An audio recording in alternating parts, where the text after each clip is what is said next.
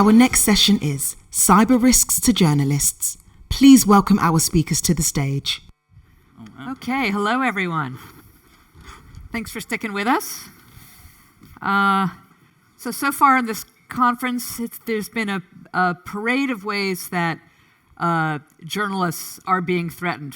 As we just heard, being forced into exile, or as we heard earlier, subject to bogus legal claims, or harassment, or prison, or death. So now we're here to bring on a whole new flavor of the way that journalists and news organizations can be threatened and attacked, and it has to do with technology. So technology has enabled attacks on journalists that are often very easy to hide, incredibly invasive, and oftentimes incredibly devastating. So on this panel, we're going to talk about everything from spyware like Pegasus to hack and leak and the incredible damage that can cause to ransomware and more, and hopefully touch on how we can protect ourselves and protect our newsrooms. So we have incredible panelists with us today. Immediately to my left is Ricardo Avelar, who works as a journalist and video producer at Revista Factum, an online newspaper from El Salvador. He was previously the political editor and coordinator of El Diario de Hoy in El Salvador. He covers Salvadoran, Central American, and international politics. Next is John Scott-Railton. He's a senior researcher at Citizen Lab, which is based at University of Toronto. But as we learned in the green room, John actually is a citizen of the world and based nowhere that he will acknowledge. We may have to drill into that later. Anyway, his work focuses on technological threats to civil society, including targeted malware operations, cyber militias, and online disinformation. He's conducted countless investigations, including uncovering the systemic use of Pegasus spyware to target civil society in several countries. We will get into that more. And then finally, all the way at the end, is James Stewart, Director of Communication at the National Cybersecurity Center here in the UK, which is part of the NCSC is part of GCHQ. He's been in communications leadership roles within the NCSC for more than 3 years, including working on the response to nation state and criminal cyber incidents. Prior to joining NCSC, James worked in other roles in government and in politics. Anyway, so we've got quite a good panel here. So, Ricardo, we're going to start with you because you have very up close and personal experience with being targeted with spyware. So, tell us your story. Well, first of all, thank you very much. Thank you, Vivian. Thank you, TRF, for the invitation. So November 21st, 2021, I was preparing for an editor's meeting at the newspaper I was working at, getting everything ready and my notes, and I got a message from a source of mine, this young politician in the opposition in El Salvador, and he was like, hey man, have you seen this? I just got this on my email. And he was showing me an email saying that Apple is warning him that he may have been targeted. And honestly, my first reaction is, dude, it sucks to be you. Sorry. But yeah, I'll report on this, or I'll follow this story. 10 minutes later, as I finished my preparing and I walked into the editor's meeting, I had a second to check my email, and there it was, and I have it here. I can show you. I got this email. I don't know if you can see it there, but it's an official Apple email saying, state-sponsored attackers may be targeting your iPhone. And thus began my Peggy journey, as I called it, in a way to cope with the mystery of being spied on by my government. We were contacted by people from Citizen Lab, from Access Now, and from Amnesty International. And a few weeks later, they confirmed it. We were spied with Pegasus. And if you don't know, Pegasus is pretty much as if I did this, as if I gave you my unlocked phone, so you can do whatever you want with it. Am I right? That's pretty much it. Yeah, so it's pretty much if I were giving you my unlocked phone for you to do whatever you wanted, and that thing you want to do is maybe not a friendly one. And what did this mean for El Salvador? What did this mean for us? There were 31 journalists who were spied. There were 4 more people in civil society and parties. So in total, there were 35 people spied on with Pegasus. which maybe later we'll find out how much that is, but I can't assume it's not cheap. In a country that is in misery, in a country where education is not accessible for everyone, where healthcare is very limited, where there are no roads leading to every single part of the country, where a lot of people are living under crippling poverty conditions, my government decided to spend several $100,000 in spying people. Now, what happens the day after you know you've been spied on? First, the awkward conversations, telling your family, oh yeah, everything we've talked about, they know. Telling your partner, okay, so from now on, we're going to be talking on Signal with disappearing messages every 5 minutes. And most importantly, telling your sources. And this is when it gets serious. When you tell your sources, everything you've told me, on or off the record, they know. Every time we met, they know. Every picture you've sent me containing evidence of corruption, they know, they have seen, they have had access to it. And what happens is that they stop talking to you. So if you were to ask the president of El Salvador if El Salvador is a country that's hostile to journalists, he would probably say we don't have any single journalist in prison and we haven't killed a single journalist. But they have done other things to undermine this profession, to undermine our right to inform and the right of our society to know what's going on with their funds. And one of those things was to prevent us from talking to our sources. And I can tell you, I don't have the exact figure, but I could safely say that around 60% of regular sources to newspapers decided to stop talking when they found out that 31 journalists were infected with Pegasus. So this is a little bit of my story. I can share some more details later, but I can say that a way to undermine democracies and a way to undermine everything we believe in and we stand for is to prevent us from doing our work, from reporting, and from telling people the truth with what is happening with our funds. Did the government, did you report on this? Yes. And what does the government of El Salvador have to say about it? Well, the thing is, obviously, when you're infected with Pegasus, it doesn't say like, the government of El Salvador is listening to. They always denied it. Yeah. Yeah, exactly. They always denied it, and they may deny it if they're listening right now.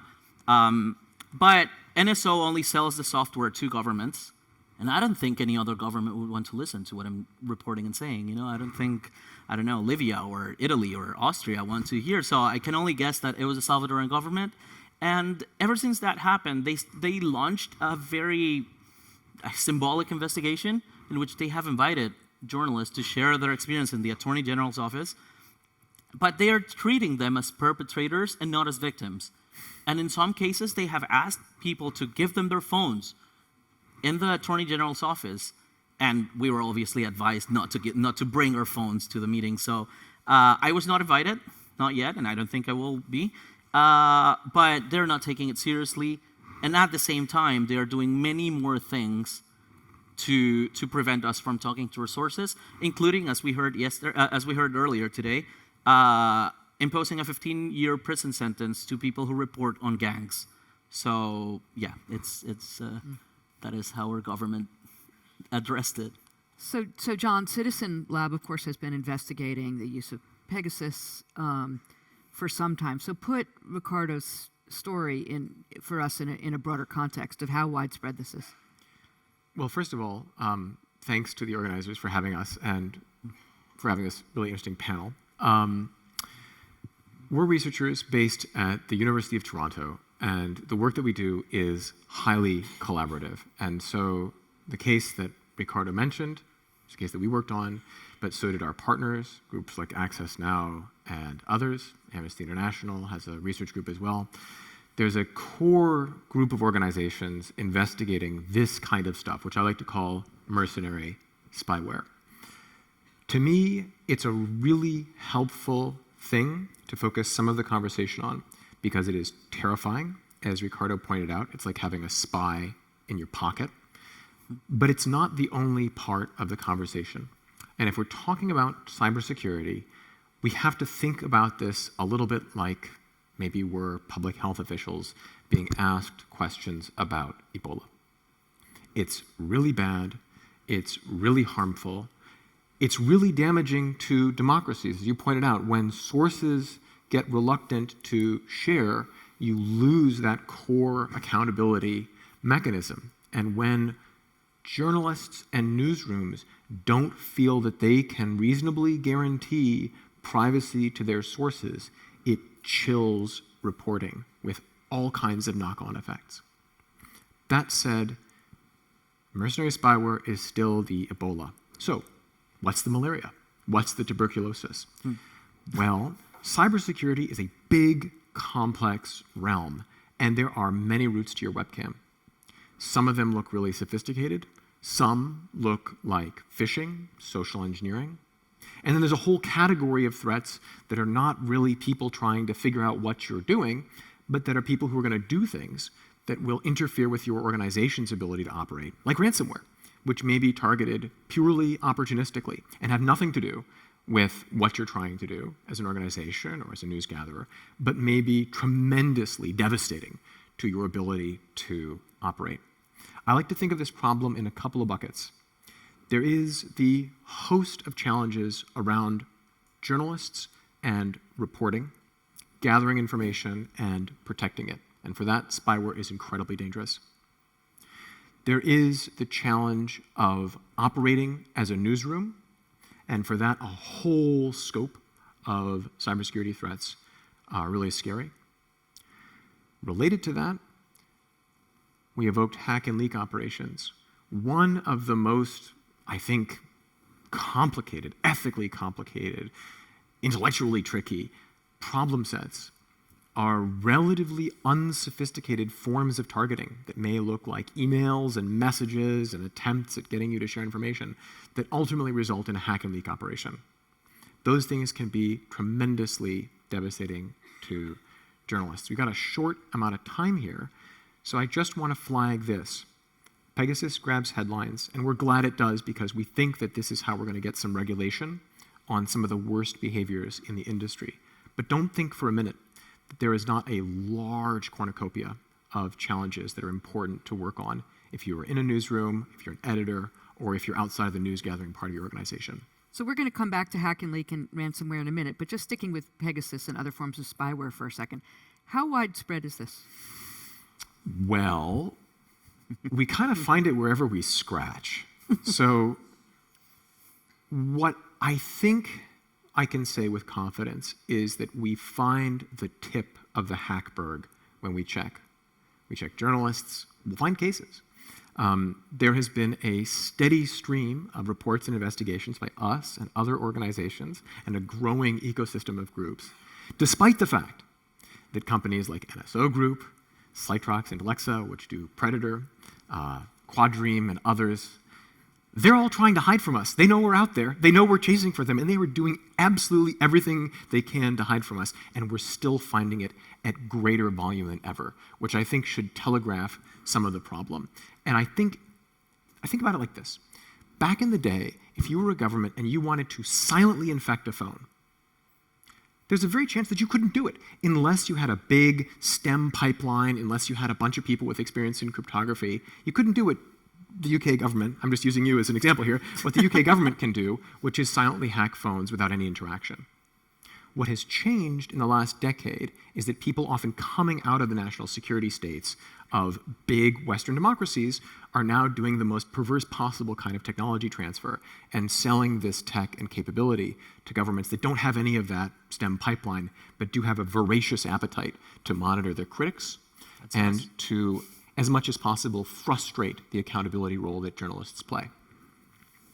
So, James, from your position at the NCSC, put this in context for us in terms of the kinds of adversaries that the growing number of adversaries you're tracking and how you see this coming into play. So, yeah, of course, and thanks to the conference for putting together such a great panel and really interesting contributions so far. I think what I'd say is if you dial back, and to build on John's points, if you dial back several years, you'd see a number of threat actors, but they were really small, and the ones that we would view as hostile state actors were kind of the states like Russia, you'd imagine, that have sovereign capability. But now we're in a world where there's been a huge proliferation of commercially available cyber capabilities, which are available like much wider to a much wider group of states and non-state actors. So we've talked about spyware already. There's also capabilities like hackers for hire. You also have the traditional nation state threat that we would track, and we have warned recently about the use of state-aligned groups like Russian and Iranian-aligned groups. One slightly bizarrely called Charming Kitten, which is an Iranian-linked attack group who use spear phishing to target journalists. So there is a kind of much broader set of actors that are out there at the moment that are able to compromise phones, and it's something that for high-risk individuals and high-risk organizations, like I think media organizations should consider themselves to be, they need to take it really seriously. From a UK government perspective, the proliferation of cyber capabilities is a matter of concern. We are working with partners and allies extensively to try and minimize the threat that stems from it and make sure that commercially available cyber capabilities are only handled in a responsible way. But from journalists that are kind of practicing journalism on a day-to-day basis, I think they need to be really aware that the threat risk is out there. Did you want to jump in? I did want to jump in. So, and again, I'm using you as a stand-in for larger government, okay? Yeah. So how did we get to the problem of the proliferation of these capabilities? Well, in a couple ways. One was, I think, many Western governments, the UK included, for a long time were slow to act.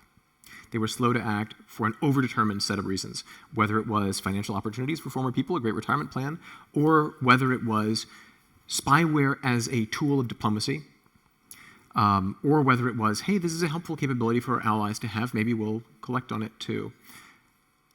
But quite hilariously, a couple of years ago, I remember having to make a phone call to the UK government saying, by the way, we found what looks like a Pegasus infection in the networks of number 10 Downing Street, and also at the then called Foreign and Commonwealth Office. The point is there's a lot of blowback. And finally, we are seeing states, the UK would be one of them, starting to say publicly what you just said, which is we're really concerned about the proliferation of these capabilities. And I view the proliferation as a good lens to think about this problem. The flip side of that, of course, is that everyone around the world is going to be watching these developed states talk about proliferation and say, okay, but you guys already have these capabilities, so of course you're bothered by proliferation. How do you use the capabilities, and how can we trust you to use them in ways that are accountable? And I think there's a real opportunity for improvement, to be diplomatic about it, in how Western governments wield these powers and how they communicate publicly about what powers they have allowed themselves secretly to wield. Go ahead, Ricardo. Well, I completely agree. I don't think the Salvadoran government could have ever gone or developed anything like this unless it had been through some others. But I wanted to share something else. And the thing is, we obviously in El Salvador, we have been talking about Pegasus for a long time, and as you say, it grabbed a lot of headlines and a lot of international attention. But there are other things happening there, you know. There are other things happening on the spy front, you know.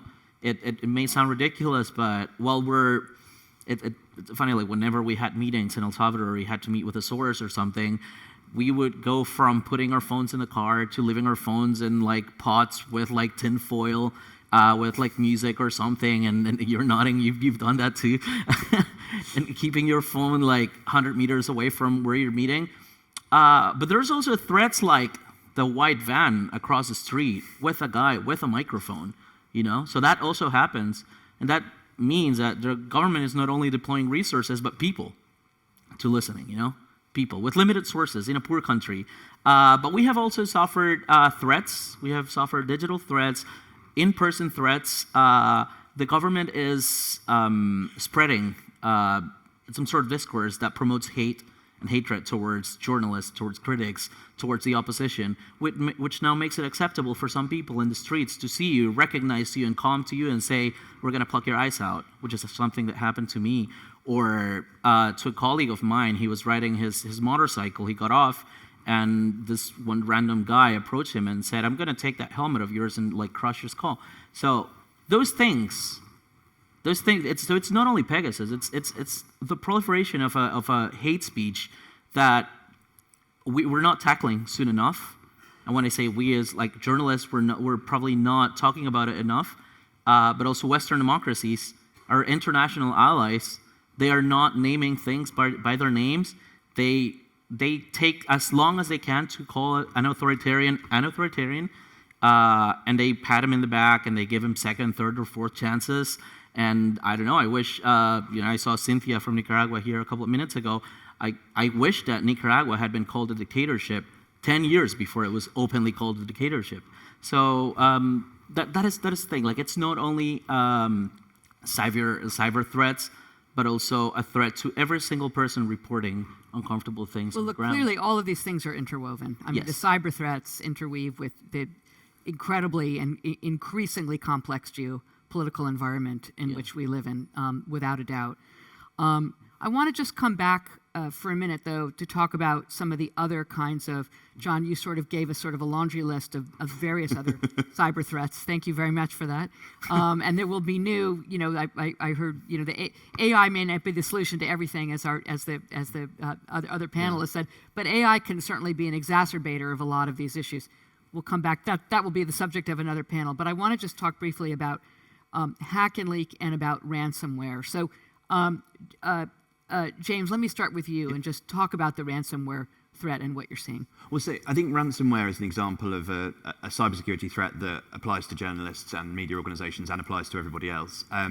What this is kind of quite basically vulnerabilities that are exploited in organizations' networks that that criminals will use to lock your network and also exfiltrate your data. I think the nuance point that that makes it particularly interesting for media organizations is that if you're a 24/7 operation, it has the ability to stymie your ability to get news out quickly.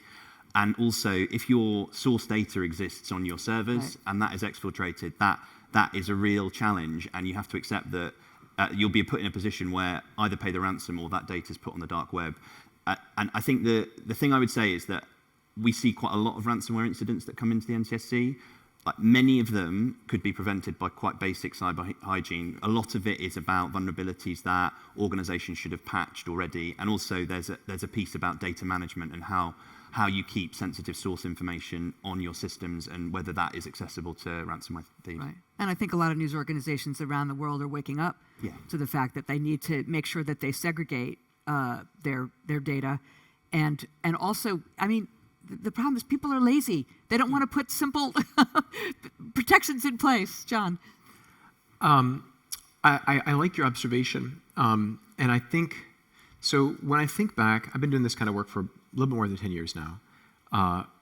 Back in the day when journalists would get in touch with us with concerns, the perception that they had was that their organization, even at big news organizations, really didn't know what was going on. And maybe hadn't even thought much about enterprise security and big security stuff. That's changed over time. And I think what we've seen is a real improvement in news organizations, especially big ones, figuring out that as a business, they have to do a bunch of things to keep their operations reasonably secure. And this is a distinction that I heard Runa Sandvik make on a panel. But then there's the sort of news gathering, newsroom component of it. And now what I'm starting to see is journalists come talk to us whose security teams are aware of the existence of like mercenary spyware. They know it. It's like a canary in the coal mine. And they'd like to think more about how they could protect against it, but they don't yet. And I see news organizations as having, especially the big ones, made a real improvement in thinking about the need to do security. The fact that we're having this conversation at this event means that there's a general appetite for and awareness that this is an issue. But it's still, I think, a holistic, complicated problem. And you can't point to one sort of human or sets of people's behavior and say, this is a problem. It's really, there's a sort of a structural issue. There are issues around investment with limited resources, people moving fast, journalists distributed around the world. These are big, complicated problems. One thing that I'm particularly excited about, organizations like Reporters Without Borders, CPJ, the Ford Foundation invested in some tools for newsroom security, who are really sort of thinking about these questions and trying to push out resources and messaging and conversations around building capacity. But I think we're still very much in early days. And would you say it's fair to say like we're like news organizations feel kind of behind to the rest of industry in a lot of ways? In some ways, I mean, like some of the more advanced organizations are organizations Absolutely. with more money and more profit, and we know that some news organizations aren't in that place, unfortunately. Another point I would say is that we sometimes speak to journalists that are going to go to a conflict zone, and there is an element of kind of human decision making. So often we'll say, take a burner phone, but they say, but my contacts are on this phone, and there's just a trade-off there that I think people don't really realize the real risks they are facing if they're taking that decision. Yeah, the risks are real. And I think that's partly why you see governments and other entities making more noise about cyber risks to try to drum up attention and get people to take this seriously. Ricardo. I wish the outlet I was working at had any sort of preparation when it happened to me. Funny, my boss did not call me at any moment when he found out. And months later, I came up to him and I said, like, hey, dude, you didn't call me, you didn't say anything, you didn't show any solidarity. And literally what he said, and it points out the importance of like what Pegasus does. He said, I didn't want to call you because I don't want them to hack me as well. So you start losing that's bad your management. circles. I'm sorry, I don't know who this is, but that is a bad boss. Oh, true. Yeah, I'm not working for them anymore, fortunately. Dude, you're infectious. Yeah, exactly. But it shows you, and it's horrible. But at the same time, I wouldn't blame him or anyone who decides to like start running away from people who are infected because you don't want them. You don't want the government to know more than they already know. Well, I'm pleased and very comfortable sitting next to you. So we you only very have a few minutes left. So I wanted to spend a couple of minutes and ask each of you to just share your perspective on what are the things that journalists and or newsrooms can do to protect themselves. What are the most important things? Ricardo, you're ready to speak. First of all, don't have your password be the word password. It sounds funny, but a lot of my colleagues still had like zeros and 4 ones or something like that. But most importantly, solidarity. We're not islands anymore. I think we're past the times in which we thought that outlet A is only the competitor of outlet B, and then we can't share anything. And we are facing the same threat in El Salvador, in Tehran, in Managua, but also in other places, also in London, in Kiev, and many more places. Disinformation is a real threat that is attacking every sort of democracy and non-democracy in the world right now. So if we don't share our experiences, if we don't talk among each other, and if we don't support each other, they're going to get us all off guard, So I think this is the main thing, solidarity, share what has happened to us, because sometimes you will see that someone had the same experience in Belarus or in Canada or whatever, and I think that is the main thing. Need Talk, to get the word out. Find support, and if you're not a journalist, but you are in a position to help journalists anywhere in the world, please do so. Because every time a country loses their voice, or independent civil society loses their voice in a country, it is another step towards total silence in the entire world. Well put. Thank you. John. Okay, question for the audience. Show of hands if you've heard of Pegasus spyware.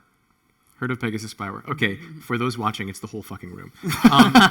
Now, keep your hands up. How many people have wondered, could Pegasus spyware be on my phone? Okay, well, that right there is why this is an issue. This is the canary in the coal mine for the broader question of the security of journalists and whether journalists as individuals and as members of groups and of newsrooms feel like they are empowered to protect themselves and have the resources to do it. And ultimately, security is a journey. It's a long process. It's an institutional process. It's as complicated as getting the water working in your offices, plus everything else. There are a couple things, though, that I want to say. The first is, I'm checking devices here at this event. So if you want to get your device checked, come upstairs and find out. Secondly, How do we know we can trust you? well, that is the good question. Too late for me. Sorry, wouldn't that be an interesting thing? Well, the answer is you trust people by their reputation and by the work that they do, but also by the way that we design our checking process so that we don't actually have to get sensitive material from people. But the bigger point here is I'm going to leave all of you with at least one thing you can do walking out of here to be a little bit more secure. If you have an iPhone, I strongly encourage you to enable something called lockdown mode. It's a mode available on your iPhone. You can find it under privacy and security settings, and it radically increases the cost to hack the phone for now. It's something that Apple has made available. It's not widely publicized. It comes with a little bit of friction in the user experience, but it is like putting a much better lock on your door. You'll feel more comfortable once you've done it. And I can tell you that in the last year, we haven't come across a case where a person was actively infected with mercenary spyware during the time that they had lockdown mode enabled, which should be a resounding recommendation. Now, for Android users, it's a little more complicated. So for you guys, I have a different recommendation, true for everybody though, which is it's already great that people know about something called multi-factor authentication, right, where you get a text message when you try to log in. But the next step there is moving away from that text message and towards using an authenticator app or a security key. Now, these are just two little things. Neither one is anything like a silver bullet. But I'm saying them because it's important to think about ourselves as having agency, to forgive yourself for feeling scared, for feeling like it's a long journey, and for maybe feeling like you haven't done enough. You can always start somewhere. Great. I was quite frustrated because I was going to say, take some agency, and you have some agency. And you can reinforce that. Well, Who's monitoring who? I think that so 0-day spyware is one type of threat that people face, but there are lots of cybersecurity threats that are out there, and things like keeping your software up to date, things like enabling multi-factor authentication, having a strong password are some basic steps that can... And not the same password for everything. Not the same password for everything, no. And you can also save passwords to your browser, which I'm not sure what John's view would be on that, but we probably don't have enough time. I'll just say shout out to the many organizations like CPJ, RSF, and others who do journalist security, as well as Access Now and others who have helplines. If you've got digital security concerns because of who you are or what you do, and you don't feel like your organization is really maybe in a position to have your back the way you feel like they should, reach out to those helplines, reach out to those organizations. This is a journey that you don't have to do alone. We're all doing it together. We're all in it together. Great.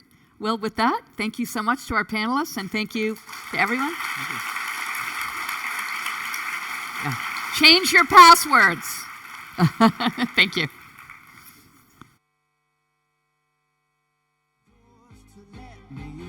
Shattered windows in the